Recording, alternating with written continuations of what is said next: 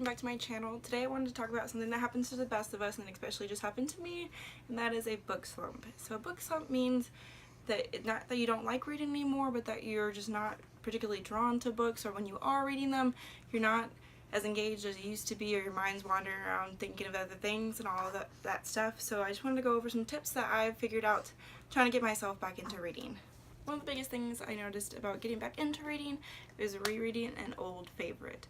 So it's just, you pick up an old book that you love and it just reminds you why you started reading to begin with. It's just something you enjoy personally, not because someone else recommended it to you for any other reason. It's just because you purely enjoy it. So for me, rereading an old favorite would be reading Dead Until Dark by Charlene Harris. It turned into an HBO series called True Blood.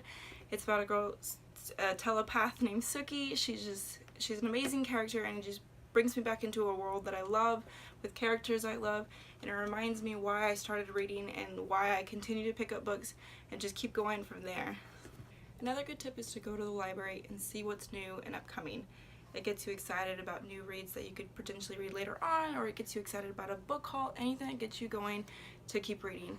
Or you could also pick up like a quick short story just to go over and just get yourself back into the groove. Another tip would be reading a guilty pleasure or something you don't normally read, just to give yourself a break from everything you've already constantly been going through. So for me, I'm a huge scaredy cat. I get scared for anything, but I love scary movies. I love going to haunted houses and everything like that. So picking up a scary book would be my way of getting back into it. So which is what I just did. I picked up Asylum.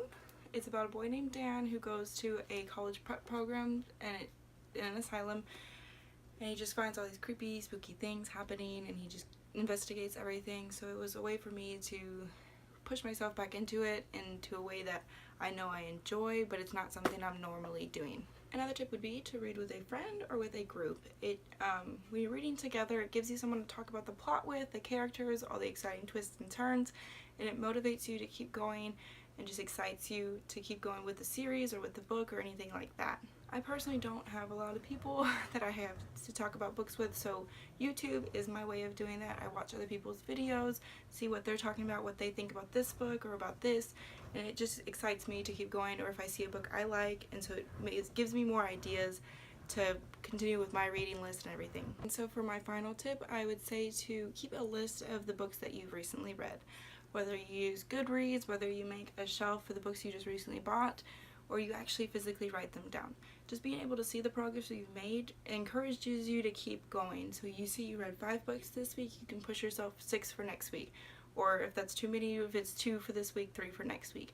Just being able to see it is very encouraging and exciting to yourself when you get to beat those goals that you had for the last week. Just remember not to push yourself. Life gets busy, and there's just sometimes you just can't read, and that's okay. It happens to everyone. It's not important how many books you get done in a week or a month or however long. It's just that you enjoy reading, which is the whole point of everything. So just take a breath and relax and enjoy the read. Thank you so much for watching my tips. If you have any more that you would like to share with me, go ahead and leave them in the comments below, and until next time.